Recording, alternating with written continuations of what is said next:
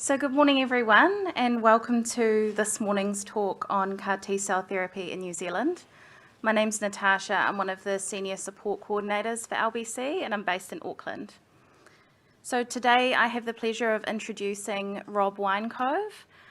He'll be joining us today via Zoom, so you'll see his face shortly on the screen. And I just want to let you know that questions will be able to be asked at the end of today's session. We'll have about 10 minutes for those. So, Dr. Rob Weinkove is the Clinical Director at the Mullicenter Institute of Medical Research and a consultant haematologist in Wellington. Rob leads the chimeric antigen receptor CAR T-cell program at the Mullicenter Institute, and he's very kindly come to join us today via Zoom. So we'll hand over to Rob. Saying I hope you can hear me okay. I'm very sorry I had to join you by Zoom. I was intending to be there in person, but I tested positive for COVID on Tuesday, and I still have a positive rapid antigen test. So I'm banished to the bedroom at home and calling from there. And as I'm speaking later on preventing infections, we decided with the organisers it's probably better and spread COVID through the room with you today. So my apologies for not being able to be there in person. I would have loved to be there and chat directly, but hopefully we can take questions later on. And I'll talk a bit about our own, about CAR T-cell therapy in general, a bit about our own CAR T-cell trial and where I think perspectives of this, I hope will be able to go in the near future. So conflicts of interest. I work for the Mullicenter Institute. It's an independent charitable research organisation. But as part of setting up this project, we have had research funding from a company, WZTL, that owns a CAR construct, effectively been involved in setting up a CAR T-cell manufacturing startup called BioAura, and had some research funding for a qualitative study from Janssen, which I'll show you later. And I've participated in speaking on advisory boards for Janssen and AbbVie. So I think one point I just always like to raise up front is that B-cell cancers are quite common. And I think this is important because the role of CAR T-cell therapies so far has really, in terms of funded therapies and licensed therapies, is really restricted to cancers of B cells. That sounds a bit minor, cancers of B lymphocytes, but actually they're quite common. And I think we suffer a bit because hematologists have this pathological tendency to subclassify things into many, many different disease subsets. But if you took cancers of blood cells, and within that cancers of lymphocytes, and within that cancers of B lymphocytes, those alone are the 6th most common cancer in New Zealand.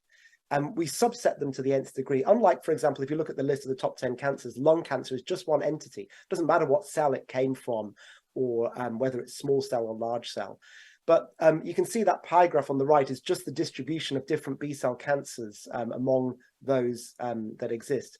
And if we take all those blood cancers, those B-cell cancers, that's around 1,600 people each year in New Zealand are diagnosed with one of these malignancies. So they're actually quite a common entity. It's just that we subclassify them into all these different subtypes. And as I say, that subclassification has some really positive elements in that it means we know a lot about how to treat the individual entities and follow them up, and we tailor the treatment quite a lot. But it's possibly not such a great thing when it comes to political representation or getting on the priority list from the big agencies, because if you look at each of those malignancies individually, they look like they're uncommon or rare, but actually taken together, B-cell cancers are quite frequent. For most B-cell cancers, there isn't a huge role for screening or for early diagnosis because the very nature of our lymphocytes, our immune cells, is that what they normally do is they patrol around our body looking for infections to fight. And this means that the conventional notion of a metastasis, like it is for solid cancer, doesn't really exist for B-cell cancers. They're usually in the blood or the bone marrow or in multiple lymph nodes at the outset. So while there might be a stage for lymphomas, really, if a lymphoma spread to multiple areas, it doesn't have quite the same prognostic implications that it does for a solid cancer. So there isn't much of a role for screening for these, at least at present. And surgery or doesn't have a huge role in terms of early management. The good news is that most of these B-cell cancers respond really well most of the time to first-line treatments. We've got pretty good therapies, and those are either usually chemotherapies or chemoimmunotherapies with medicines like rituximab. And the vast majority of people will respond well to those first-line therapies. But not everybody does. You know, maybe about 1 in 10, 1 in 5 people, depending on the malignancy, might have truly refractory disease where it doesn't respond to the first line of treatment we present it with. And some of those malignancies you can see on that, such as myeloma and many of the lymphomas, are not curable with first-line therapies, as in they will go into remission for some time, often years, but that disease is likely to come back at some point in the future and need treatment again. And my estimate is there are at least 500 people each year diagnosed with relapsed or refractory B-cell malignancies in New Zealand. And this is the population of people who may well benefit from currently available and emerging CAR T-cell therapies. And so it's not an insignificant number. It's also a challenging number when you start to think about the current costs of some CAR T-cell therapies, where it's not unusual for the US cost to be $500,000 US dollars, that's US dollars, for a CAR T-cell therapy, and that's for the cells on their own before the ancillary care. So if we're going to deliver this kind of therapy routinely, it needs to be cheaper and more available. So you see a lot about this in the news, and that the first reports of this treatment started out around 10 or 15 years ago now. But the interesting thing about this treatment is, at least for some malignancies, the attractive thing that's perhaps a saving grace for a treatment that could be difficult to give or could be quite expensive is a one-off therapy, and for some malignancies it's of potential, and that's really fantastic characteristics if this works out. So what is it? And that picture on the left there is this Greek mythological beast called a chimera. It has the body of a lion and the head of a goat, and variably the tail of a snake. But essentially, that term chimera is just used when we put together bits of more than one thing to form a new entity. And the word receptors is what we use for proteins on our cells that usually span the cell membrane. So each of our cells has this fatty that contains its contents. And across that membrane are these proteins that we call receptors. And those are what allow our cells to interact with things outside them. And those receptors, for example, for our immune cells, can often trigger the immune cells to activate against them, or they can suppress the immune cells and stop them from activating. Now, our immune cells have various receptors on their surface, and those receptors help our immune cells to recognize foreign infections and fight those infections.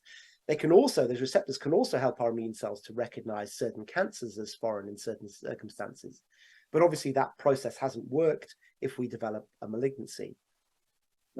Chimeric antigen receptors are quite a clever idea, and they're not actually a very new idea. So the first chimeric antigen receptors were put together in the early 1980s. And then, in fact, the chimeric antigen receptors, very similar to those that we use in the clinic today, were developed in the early 1990s. And what they involve is I get sort of copying and pasting little bits of other proteins, such as the recognition domains from an antibody. And antibodies are exquisitely sensitive at recognizing things and binding to them very tightly, with portions from the T-cell receptor. And then often, this is a simplified diagram because often we add extra co-stimulatory domains.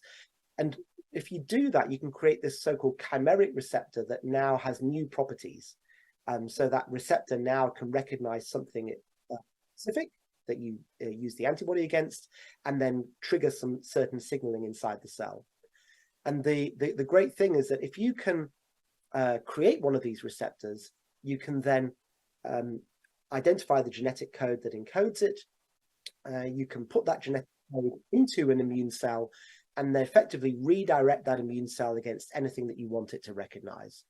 So chimeric antigen receptors, or CARs, are what we design, and then once we put them into T cells, that turns those T cells into CAR T cells. So that's where that comes from. It's effectively a cell and gene therapy. And the process for making CAR T cells is sort of run through in this sketch here. So it starts out at the lower left with that purple device, usually with a procedure called leukapheresis. That's done in this country typically by the New Zealand Blood Service. It's where we're attached to a machine that in some respects a little bit like a dialysis machine, where blood is taken off through a line, and it's centrifuged to separate out the white blood cells from the plasma and the red blood cells that make up the majority of our blood. The plasma and the red blood cells are returned, and the white cells are sort of hived off. And by doing this, you can quite quickly gain quite a large number of white blood cells. And then from within that, we separate out specifically the kind we want, the immune cells called the T cells, or the T lymphocytes. And those T cells can be gene reprogrammed. So they can be reprogrammed by inserting a new gene that encodes this chimeric antigen receptor. So this is done, this part here is done in the lab, step 2, in a closed system. That then generates so-called CAR T cells. Those T cells can now express this brand new receptor on their surface, and they've been reprogrammed to recognize a new target, which is specific or is expressed by the tumor cells that you want to target. Typically then there's some sort of step where you have to grow up the CAR T cells to a larger number in the lab. And that often takes a number of days, typically 10 days or so, where you have to increase the CAR T cell numbers over a period of time under specialized culture conditions. And then you normally have to do some safety testing to check that those CAR T cells are what you think they are, that they don't have extra constituents, that the virus you used to do the gene engineering has disappeared, has been removed from the culture and purified away. And once you've done that, we then give the patient a low dose of chemotherapy, much lower than the doses of chemotherapy we would use for a bone marrow transplant, for example. And followed by that, we administer the CAR T cells. So that low dose of chemotherapy is just needed to, if you like, clear the way for the CAR T cells, so that they expand better within the patient after they've been given back. And the final step is then monitoring patients for typically 2 to 3 weeks afterwards. And that's because when we give these new immune cells, they will go into the patient, and because they are now able to recognize the tumor cells, they hopefully will do so. In the process of doing that, the CAR T cells will increase in number within the patient, so expand. And as they do that, they can create some effects that are a little bit like the effects that we get during an infection, like I've had recently during COVID, where people might get a fever. They might get, if they get quite unwell with it, low blood pressure or low oxygen levels. We call this cytokine release syndrome, when it's a side effect of CAR T cell therapy or similar treatments. And people have to be monitored for that syndrome and treated for it if it happens. Some CAR T cell therapies are also linked to a risk of what we call neurotoxicity, which is where we think a similar phenomenon happens inside the brain, that the CAR T cells can actually get into the brain and also cause inflammation there. And that can be a little bit more subtle. It can present with word finding difficulties or difficulties in counting. And if it's mild, normally responds quite well to steroids and other treatments, but it can become severe in some cases. So there's normally a period of monitoring for 2 to 3 weeks after the CAR T cells have been delivered, and then the treatment is complete. And so you might have had a autologous bone marrow transplant, or be planning to have an autologous bone marrow transplant. If so, the process for having CAR T cell therapy from the patient's side, leukapheresis, some period of waiting, then some chemotherapy, then the cells are given back, then a period of monitoring for 2 or 3 weeks afterwards. That aspect actually is quite similar. It's what happens to the cells outside the body that's much more complex. And what do we know about it? Well, I guess recently we've had we got to the point where we've had what's called phase 3 trials, which is large trials where CAR T-cell therapies have been compared with other care therapies in a couple of different malignancies. And CAR T-cell therapies were first licensed in the United States based on what we call phase 2 trials, which is single-arm studies in people who had no other treatment options. But we're now at a point where a number of different CAR T-cell therapies have been compared with other treatments. So, for example, this is one study where they compared a type of CAR T-cell therapy called Axicell with standard of care for patients with very refractory large B-cell lymphoma. That is, lymphoma that never responded in the first place to treatment or that relapsed very soon after completing that treatment.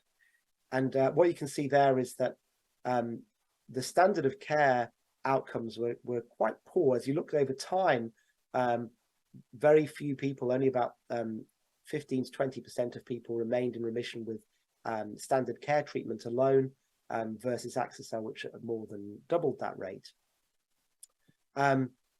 What's more, and I think this is sometimes forgotten, autologous bone marrow transplantation is not a trivial procedure. So the standard of care is second line intensified chemotherapy followed by autologous bone marrow transplantation. And when they looked at a number of different what we call quality of life metrics, which is, if you've ever done a study, you might have been asked to fill out these really lengthy questionnaires that ask some sometimes quite personal questions about how you're feeling and what activities you can undertake.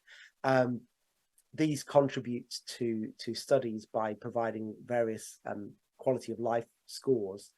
And these are almost, in all the studies done, really universally better for CAR T-cell treatment than for intensified chemo and autologous stem cell transplantation. So it for many people is a preferable patient experience to have CAR T-cell therapy compared with our current standard of care. We've also very recently started to see that in myeloma, where initially CAR T-cell therapy was used as a fifth-line treatment after people had had a variety of different lines of therapy, including some lines of therapy that aren't even yet funded in New Zealand. And this particular study from the New England Journal of Medicine quite recently compared this CAR T-cell therapy called cilta-cel with standard care treatment in people who had lenalidomide-resistant myeloma. So that is the second or third line of treatment. And that showed an improvement for cilta-cel in terms of progression-free survival and response rates.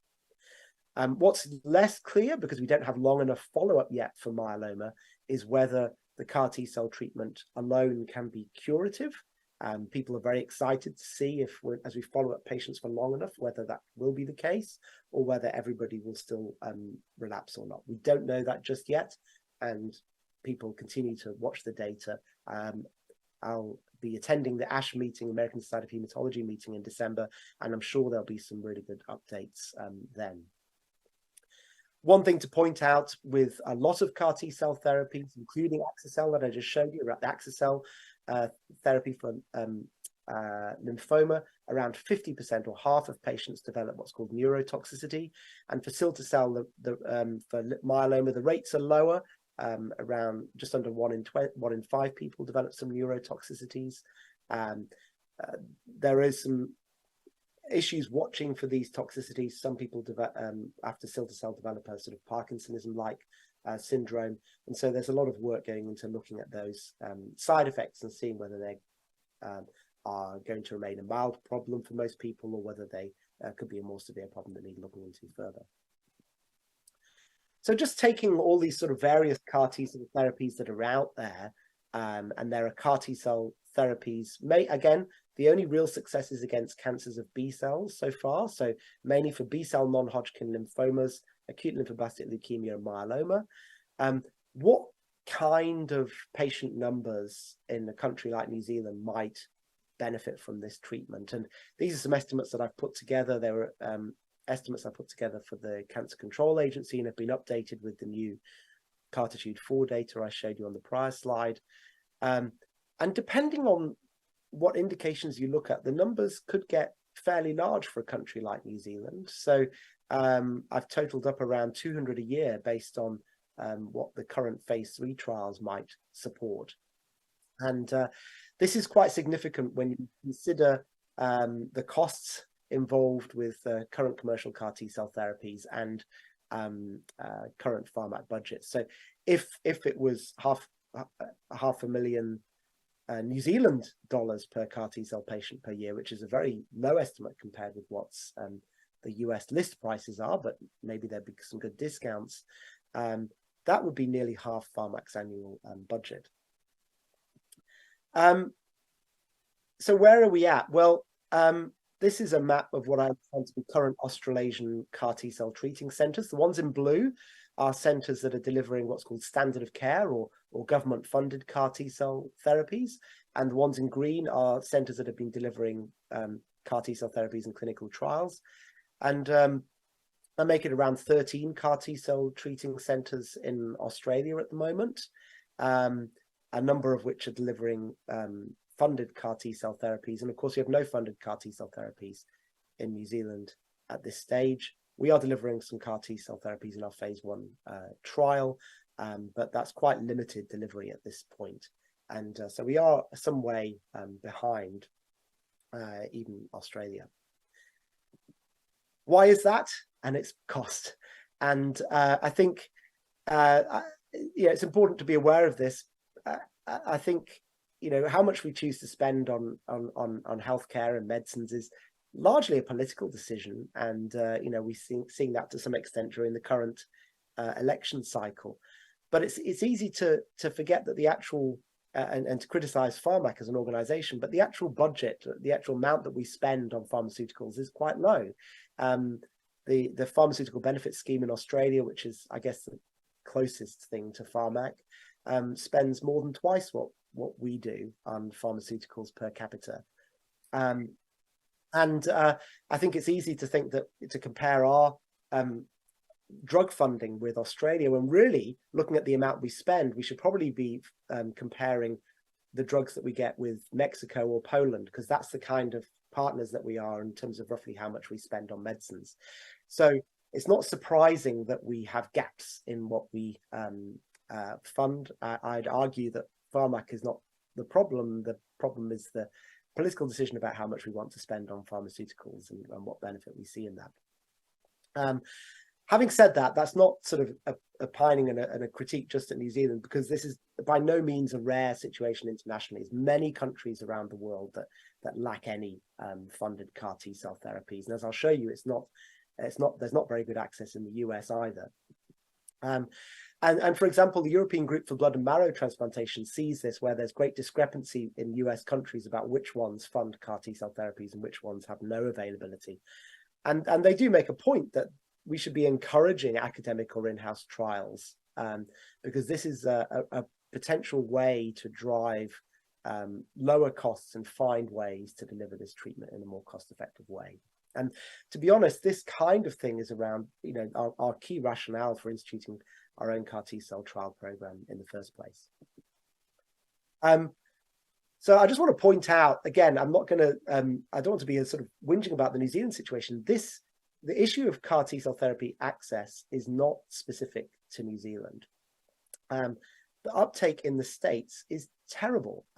Less than a quarter of people potentially eligible for CAR T in the US are actually getting it. And this is something that we see in news stories in the States. And why is that? Well, part of it is insurance status and which additional requirements your insurance puts in place, which is a pretty sad state of affairs, but that's the reality of privatized healthcare. A lot of people will find that their insurance company either place enormous co-payments or put other barriers in the way of getting funded CAR T-cell access. There's also logistical constraints. So often CAR T-cell treating centers will require that patients spend 5 or 6 weeks in very close proximity to the CAR T-cell treating center. And that travel and accommodation may not be funded by your health insurance. Not everybody can afford in the US, with the limited sick leave and annual leave, to take that kind of time off work. So people just end up not getting the treatment. And another issue is toxicity. I'm not going to go into that here in great detail, but one particular issue with the axicell construct for large B-cell lymphoma that I showed you earlier is this 50% neurotoxicity rate. And for that reason, a lot of CAR T-cell treating centers will only use that CAR T-cell product in younger, fitter patients with no other medical problems, which is an issue because the average age for most B-cell malignancies is quite high. And most malignancies get more frequent as we age. That's just reality. And this means that what happens is that older adults get the less effective but also less toxic CAR T-cell therapy, whereas younger people get the more toxic and more effective therapy. So there's a great incentive to try and develop CAR T-cell therapies with lower toxicity rates, but ideally ones that don't need as much time near the treating center. So we started off a CAR T-cell trial program, and just to point out, this is very much a national CAR T-cell trial program. We've had great support and input from many people all around the country, and we've been very keen and prioritized really enrolling people nationally for this study. We published a trial protocol in the BMJ Open a few years back. And it's not a Me Too clinical trial either. We're working on a new CAR T-cell construct. It's the one on the right there, WZTL02. And it's a bit like one of the commercial constructs called Axicell, which is the one in a commercial CAR T-cell product called Yescarta, but with an extra domain derived from toll-like receptor 2. And we're the only group together with some collaborators in Guangzhou using this construct. It's a unique so-called third generation CAR T-cell product. The trial pathway, this looks a bit complicated, but actually is quite similar to what people are currently having for an autologous transplant. We screen to check they're eligible, enroll them, we harvest the cells, and then we manufacture the CAR T cells, bring them back, give them 3 days of chemotherapy, which again is quite mild compared to what people have for a bone marrow transplant. Weekend off to visit to Papa. And then on a Monday, the following day, we give the CAR T cells and then monitor closely for, but really for about 28 days, although we may be shortening that period in the future. And then the main response assessment is a PET scan 3 months after the CAR T cells are given. At the moment, that's requiring a number of visits to Wellington for the study, totaling over 40 days, which is quite a burden. And I'd like to give particular credit to Leukemia and Blood Cancer New Zealand for helping pick up some of the gaps in the National Travel Assistance Scheme for people participating in the study, so that patient travel and accommodation is covered, both the patient and a support person. There's a number of options that we are exploring to actually significantly reduce the amount of time people might need to travel to away from home to receive CAR T-cell therapy, based on the toxicity profile that we're seeing with the CAR T-cell as we're generating it. But those are yet to be finalized. Among the first, so we've actually now treated 24 patients. 25 as of last week with our CAR T-cell therapy. And of the first 21, which were in what's called the dose escalation part, we were gradually increasing the dose. You can see that we had fairly good representation of the New Zealand population, I think. Around half of the patients are female, an age range from 22 to 70 years. We have a Maori representation that's at least as high as people diagnosed with lymphoma who are Maori. And just to point out that in a phase 1 trial like this, we do require that patients had exhausted all of the curative treatment options. So people had to have a large number of prior lines of therapy. That's not cycles of chemotherapy, that's the number of types of chemotherapy that people had received. The median was 4, so people had received between 2 and 10 prior types of chemotherapy or radiotherapy. And around half had received a prior transplant. Now, the strange thing is I can't give you the final results of that dose escalation study because they're going to be under embargo, I believe, until the meeting that we're presenting them at in a couple of months' time. But we have been encouraged by at the phase 1 in that we believe we've shown some safety benefits of our CAR T-cell product versus a key comparator. We have effectiveness signals that we believe are comparable to that comparative product. And as you may have seen in the media, because some people have gone public about their experiences, we have some people who've had what we call durable or quite long-lasting lymphoma. So we've had a number of people at the earlier stages who are now 2 or 3 years out from the treatment. I just want to point out and note that not everybody has responded to our CAR T-cell therapy, as is the case for other CAR T-cell treatments. And so I think it's important to say that, because there'll be maybe people in the room or who watch this who know or are relatives of T-cell treatments and not responded. But I can say that we have seen response rates that we think are comparable with other CAR T-cell treatments, which in combination with some safety benefits, we're very encouraged by. And perhaps it sounds a more technical matter, but we actually measure the CAR T-cell levels in the blood, and we have shown that the CAR T-cells that we're delivering are expanding in the blood to a similar degree to those of comparator CAR T-cell products. So what are the next steps? And this safety issue is quite an important one, because it facilitates a few things, including making the treatment a lot more deliverable in the future. And so we gave some thought and over a period of time about where we take things after this initial CAR T-cell trial. And one thing that we really wanted to do was ask patients, carers and referrers what they want to see. So we were fortunate to be able to take part in this study, which had support from Janssen, which is a qualitative study. And that's a study where we take a number of people who are stakeholders with CAR T-cell therapy and ask them, interview them, allow them to sort of express their views about the treatment and how it went for them, and what they would have liked to see, what they liked, what went well, what didn't go well. We asked both CAR T-cell recipients, we asked support people, referring clinicians and care coordinators, including people from LBC and bone marrow transplant coordinators, what they thought.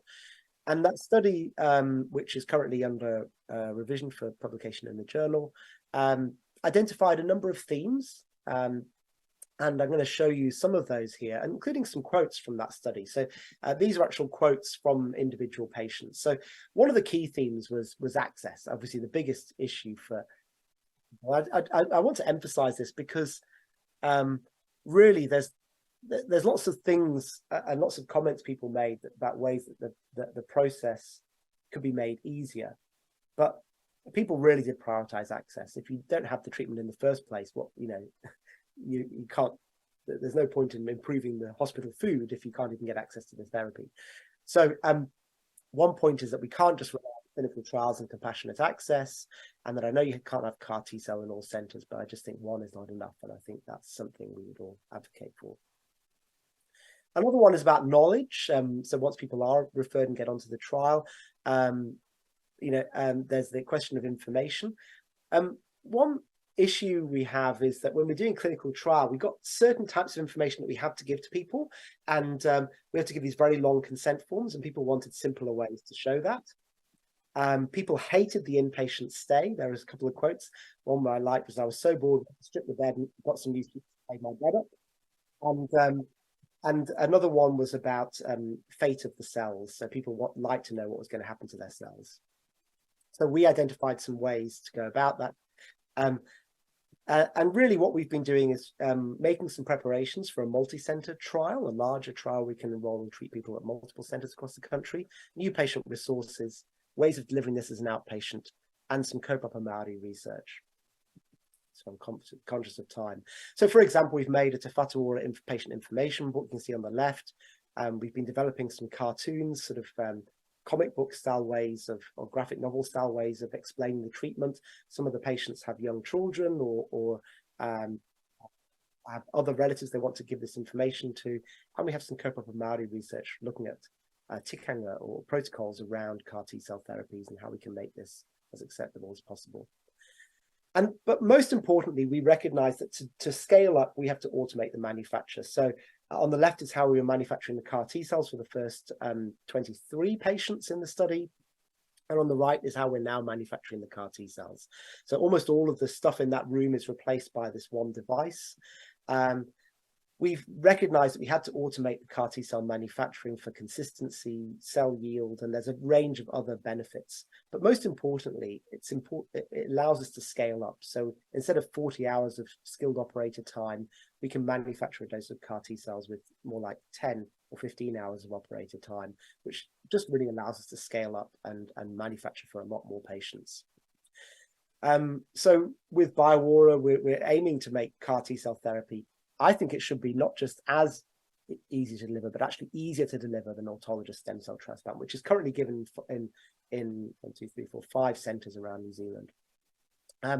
We think we can do that by having a chimeric antigen receptor with improved safety profile, lowering the dose, automating the manufacture, delivering as an outpatient, and having a bunch of safe clinical pathways for outpatient management. And we've now delivering CAR T cells made with this automated system and as an outpatient. And hopefully once we've done that, we can then develop this and use these CAR T cells earlier during treatment instead of making patients exhaust all of the treatment options first, treat for other indications, maybe including other B-cell malignancies, and potentially use this system for other blood cancer targets. We've also done a bit of work with our new health agencies. There is a National Services Framework application for a national CAR T cell service at Te Whatu Ora. The Cancer Control Agency, Te Atakahu, has a briefing document around CAR T cell therapy. And I'm really hoping that's going to get some traction with the government, whether that's a new government or not this year, we don't know, to develop a CAR T cell service. They've got all the information they need now in front of them. I've worked on and contributed to these reports. It's really with our health aid. I think what we need now is high-level health service support for a phase 2 multi-center trial. I think we can use a trial program to build our capabilities within our health service. I think we need some decent funding mechanisms for travel and accommodation support. It's great that LBC has been supporting us, but we really need the NTA or its successor to step up for these kind of therapies. And we need some good funding of our clinical trial and support staff. And really a can-do approach, because this can be quite transformative for some people. I do want to mention that there are other ways of activating T cells against cancer. So CAR T cells involve a gene modification to the T cells themselves. Another way you can try and achieve similar goals is to directly link T cells to B cells with these drugs called bispecific antibodies or bispecific T cell engagers or BiTEs. Those are easier to give in many respects because they can be just an injection or an infusion. They do usually have to be given repeatedly as opposed to one-off. And they can't activate the T cell internally, but they are getting some good results, yet to be seen whether they're quite as good in the long term as CAR T cell therapies, but these drugs are also going to have a role to play. What would I do to finish up?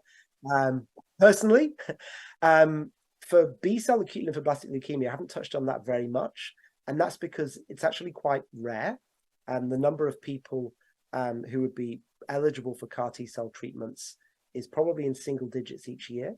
I think it's going to be difficult to run a big trial within New Zealand on that subject. I would have thought that would be best to fund commercial therapies because the numbers are not huge and it will be difficult to develop our own product here. For B-cell lymphomas, and I'm biased, I think we should probably be supporting a New Zealand trial because I think it's a highly cost-effective way at a fraction of the cost of commercial products to meet near-term demand and to upskill multiple centers in delivering CAR T cells.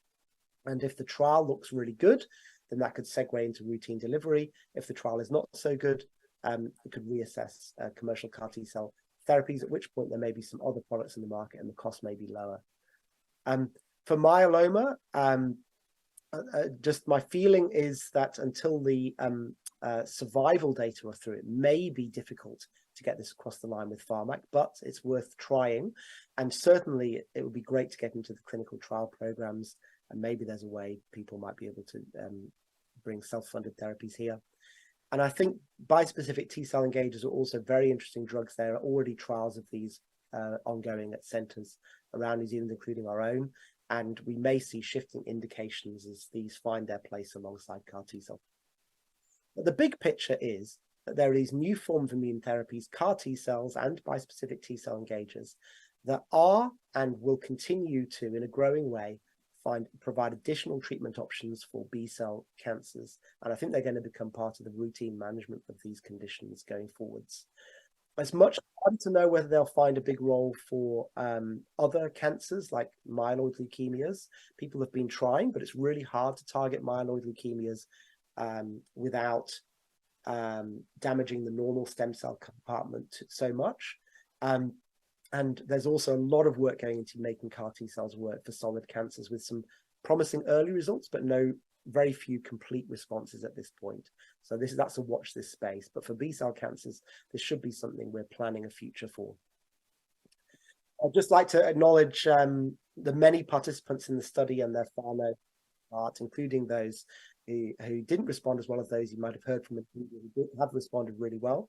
And the team, there's a huge team involved in the CAR T cell program, a lot of support from a lot of people, including various funders for various elements of the program. And I'm happy to try and take some questions.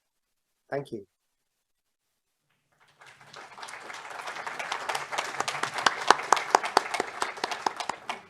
Wonderful. Thank you very much, Rob, for joining us and for your time and sharing so much content on such a interesting topic that I know really interests a lot of people. You can't see the room, but we've got probably around 70 people or so here, so it's very popular. So now we do have a little bit of time for questions, and I can see there's a few hands up. So just to let you know, Rob won't be able to hear you when you call them out, so just give us a bit of time and I'll rephrase them back to you, Rob. And Deb's here with a mic and she'll come to you. So we've got one up the front here first. Yeah, so that's kind of weird that you can't hear me, but yeah. Hey, thank you very much, Robert.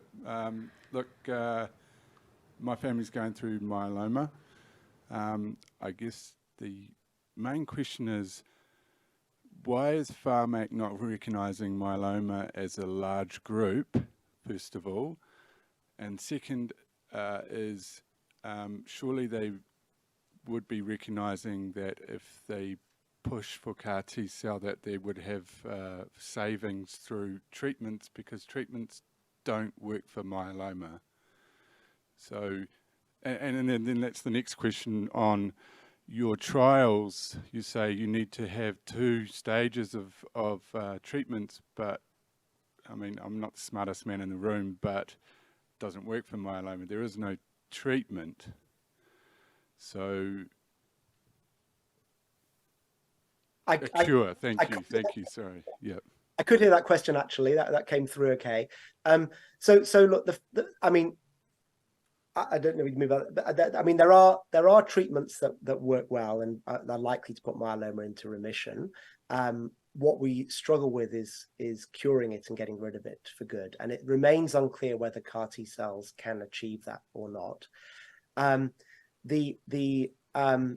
I absolutely agree with you about the prioritization. So I don't speak for Pharmac, but what I would say is that they are given a annual budget by the government to buy all the medicines for the entire country, and they're asked to use that within that budget to get the health benefit they can.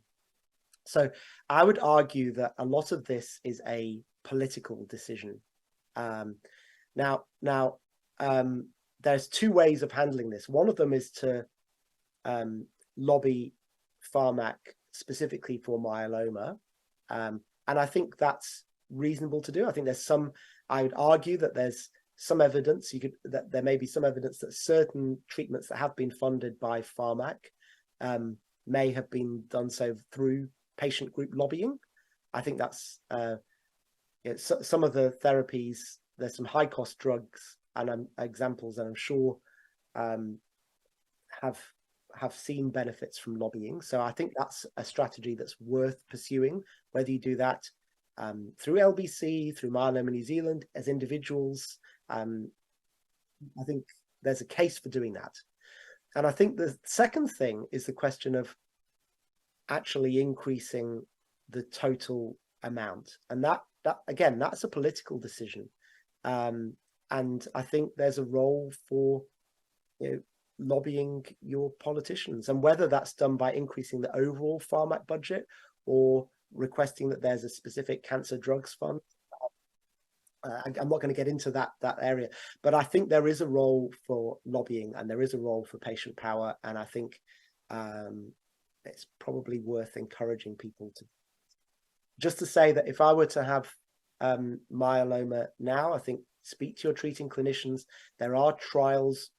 While there aren't CAR T-cell trials for myeloma running in New Zealand, there are centres that are running, I believe there are centres that are running bispecific T-cell engager trials and other clinical trials for myeloma. So there are ways of getting access to these drugs. And it's a bit of a sad situation, but it's true that we often select our clinical trial portfolio based on where we perceive the gaps to be in our current treatment offerings. And that's certainly the case across the country. So speak to clinicians, seek out trials, and I think, by all means, try lobbying pharmac direct for disease indications, but don't forget to also, think about raising the issue politically more generally so that the overall budget is raised, because that would help all of us. Thank you, Rob. I see a gentleman down the back there that would like to ask a question. I think we've got time for a couple more.